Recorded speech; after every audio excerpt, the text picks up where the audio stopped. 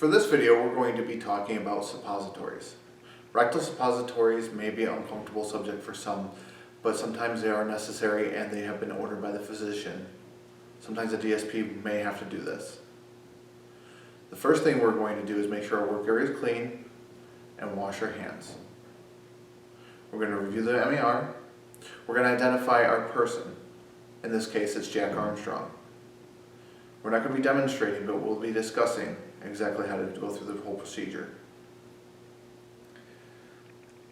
To start with, after we've identified our individual, if he's able to, ask him if he can grab a pad or a towel to lay on, and then a towel or blanket to cover himself for some modesty, and have him wait for you in his room after you've already identified his full name and date of birth if he's able to do so. At that point, we're going to unlock the medication cabinet and we are going to start our 3 checks of the medication.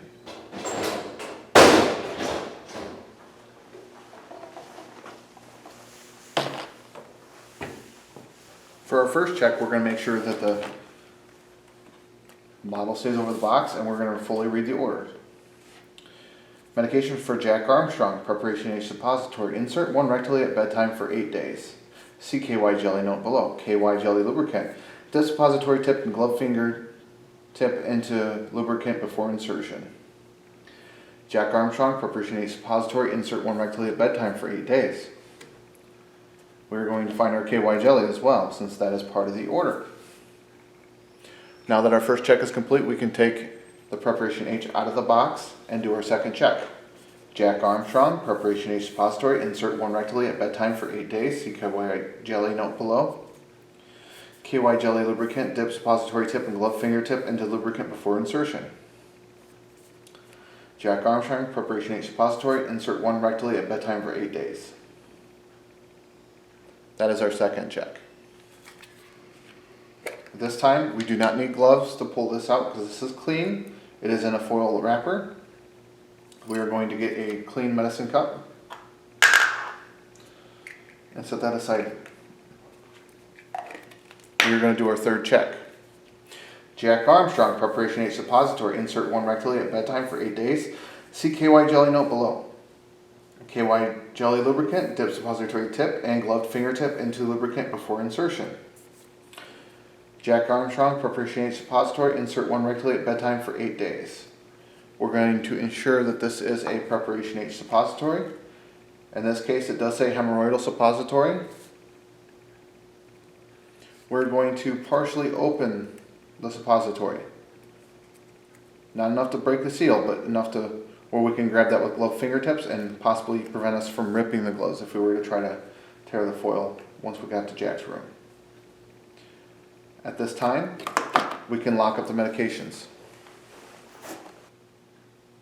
At this time, we would take our KY jelly and our hemorrhoidal suppository, a few pairs of gloves, and a bag or trash bag that we can throw trash into, and some alcohol hand gel down to the room. We're going to go to Jack's room, ensure that Jack's roommate is not in the room, so Jack has some privacy. Ask him to undress from the waist down if able to do so. We're going to ask Jack to lay on the towel or pad on his left side with his left leg straight and his right knee bent upwards. Like so.